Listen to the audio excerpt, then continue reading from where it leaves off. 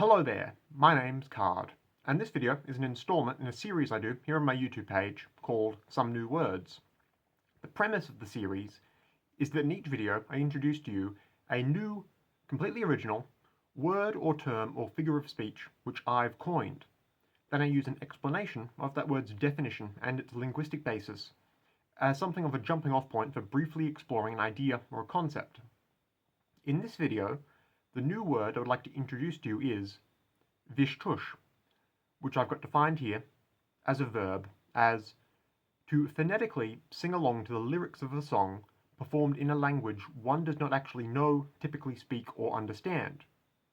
Additionally, the act of doing this is Vistushing.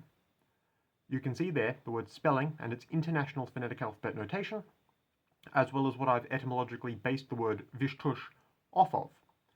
It comes by way of a contemporary Icelandic word you could translate as virtuoso.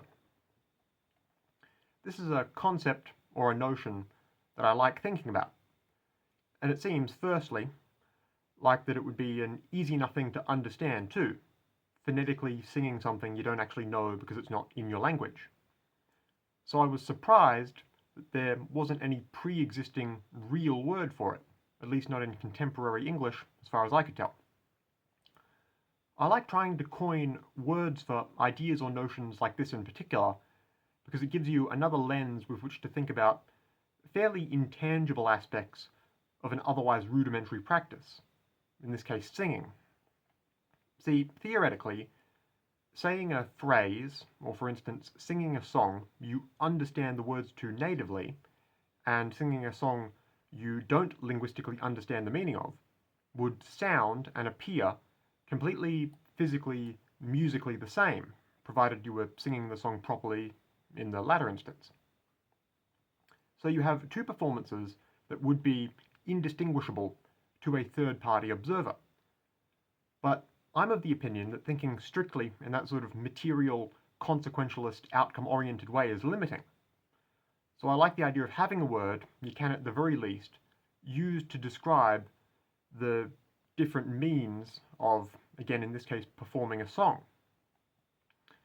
And it opens up the door to thinking about how we might distinguish two of something that appear outwardly the same, but have entirely separate origins or reasons for being. It's just a thought. Consciously thinking about how we label concepts and objects, and how our language determines in many ways what we see as distinct phenomena, is all pretty neat, I reckon. If you find all this interesting too, you can find more of my Some New Words videos in their own playlist, linked at the top of the description. Also linked there will be a dedicated page of my website, where all these new words of mine are collated in one spot if you'd prefer to read through them all at your own pace. And of course, if you'd like to hear more from me in general, feel free to subscribe to this YouTube page, or to take a look at my other videos. All that said, once again, my name's Card, goodbye for now, and have a lovely day.